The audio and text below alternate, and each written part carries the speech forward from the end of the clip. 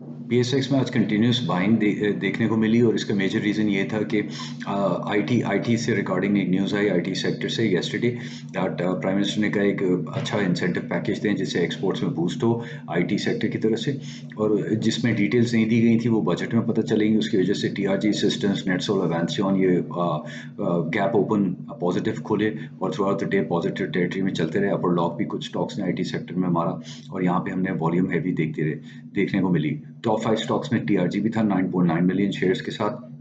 Overall जो है 116 million shares का काम हुआ, 42,142 पे अनएडजस्टेड क्लोजिंग हुई, 219 पॉइंट्स पॉजिटिव मार्केट।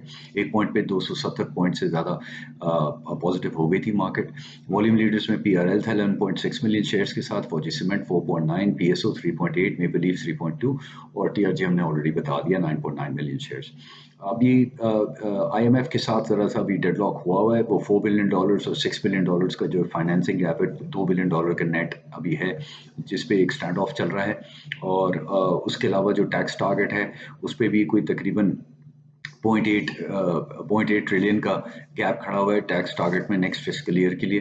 तो ये देखना है कि किस तरह नैरो होता है या नहीं होता है, ये बजट से पता चल जाएगा हमें। बजट अगर सीरियस हुआ, ऑस्टेरिटी मेजर्स उसमें हुए और जिस किस्म का बजट इस किस्म के हालात में होना चाहिए पाकिस्तान का वो हुआ तो सही है। अगर बहुत पॉजिटिव बजट आया, कुछ लीवेज दिए गए, कुछ सब्सिडीज दी गई, सैलरी इंक्रीमेंट ज़्यादा की गई गवर्नमेंट एम्प्लॉयज़ की, तो इसका मतलब ये होगा, साइन थोड़ा ये होगा कि मोस्ट प्रॉब्ली आईएमएफ जो है जून में भी नहीं हो रहा, जुलाई अगस्त में जाके फिर से अगर बातचीत शुरू होगी तो होगा। तो ये ज़रा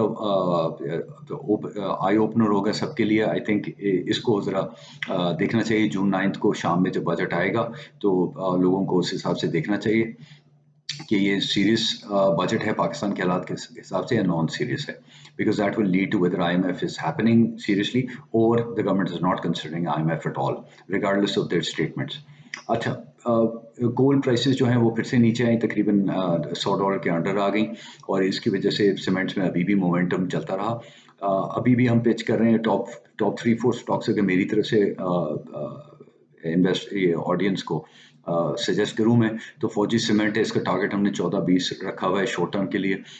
इसमें हमने दूसरा स्टॉक जो है पाकिस्तान रिफाइनरिंग इंक्लूड कर लिया। इसमें लोग ज़रा हैवी हो जाएं, अक्यूमुलेट कर लें, इवन बिफोर द बजट कर लें। और ये हमने प्राइस टारगेट इसका शॉर्ट टर्म में रखा हुआ है 16.96। ये दो स्टॉक्स यहाँ पे हो गए, एक सीमेंट का, एक रिफाइनरी का। बैंक्स में हमने कुछ पिन पॉइंट किए हुए हैं, पीएसओ भी, सॉरी यूबीएल भी है, हबीब बैंक भी है, बट वो हम बजट एक बार आ जाए तो फिर देखेंगे। उसके अलावा थोड़ा सा अटक सीमेंट की तरफ फोकस करें। अगर 5-7 रुपए नीचे किसी दिन कोई प्रॉफिट टेकिंग होती है तो अटक सीमेंट में एक्सपोजर लें। इसका टारगेट आप 114 रुपए रखें अगले 1.5-1 महीने में। तो ये कोई 3-4 स्टॉक्स हो गए। मुगल स्टील है, इसमें भी हमें मोमेंटम लगता है कोई तकरीबन 61 रुपीज़ का, इसमें भी फोकस करना चाहिए। तो ये कुछ स्टॉक्स हैं जो जिसमें ओवरवेट रहें और बजट से पहले रहें। बाकी बैंक्स जो हैं वो बजट के फौरन बाद जो है बैंक्स में हम यूबीएल, अल्फला, हबीब बैंक, एमसीबी इस किस्म के स्टॉक्स को पिच करना शुरू कर देंगे जो अभी भी हम बुलिश हैं, बट जस्ट इन केस कोई टैक्स आ जाए बैंकिंग सेक्टर पे तो बेहतर ये है कि बजट के फौरन बाद बाय कर लिया जाए ये स्टॉक्स, डिपेंडिंग ऑन किस किस्म की न्यूज़ आती है। या तो लोअर मिल जाएगा थोड़े ये स्टॉक्स, या फिर इसी लेवल पे ले लीजिएगा जहाँ पे क्लोजिंग होगी फ्राइडे को बजट से पहले। ओवरऑल वी बिलीव मोमेंटम थोड़ा कंटिन्यू रहेगा और इंडेक्स टारगेट तो हम नहीं दे रहे अभी, it's too early, but stock specific चलें तो रिटर्न्स अच्छे बनेंगे और बन भी रहे हैं हमारे इन्वेस्टर्स के।